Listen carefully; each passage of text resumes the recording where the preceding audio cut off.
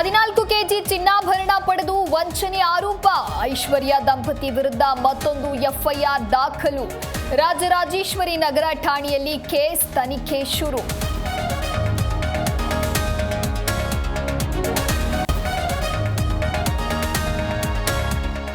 DK Suresh ಹೆಸರಿನಲ್ಲಿ ವಂಚನೆ ಪ್ರಕರಣ. ಐಶ್ವರ್ಯ ಗೌಡ ದಂಪತಿಗೆ ಹೈಕೋರ್ಟ್ ಜಾಮೀನು. ಪೊಲೀಸರ ತನಿಖೆಗೆ ಸಹಕರಿಸುವಂತೆ ಷರತ್ತು.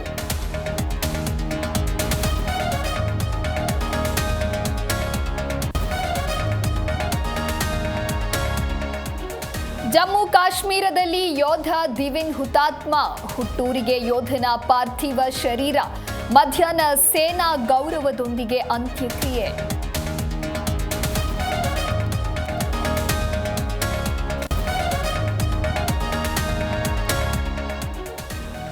ಹೊಸ ವರ್ಷದ ದಿನವೇ ಭೀಕರ ಅಪಘಾತ.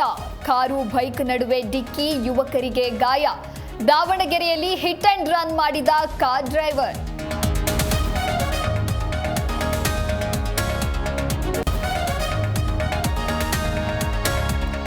ವಿಜಯನಗರದಲ್ಲಿ ಹೊಸ ವರ್ಷದ ಸಂಭ್ರಮ. ಹಂಪಿಯ ಮಾತಂಗ ಬೆಟ್ಟದಲ್ಲಿ ದೇಶ ವಿದೇಶಿಗರ ದಂಡು. ಹಂಪಿಯಲ್ಲಿ ಸೂರ್ಯೋದಯ ವೀಕ್ಷಣೆ.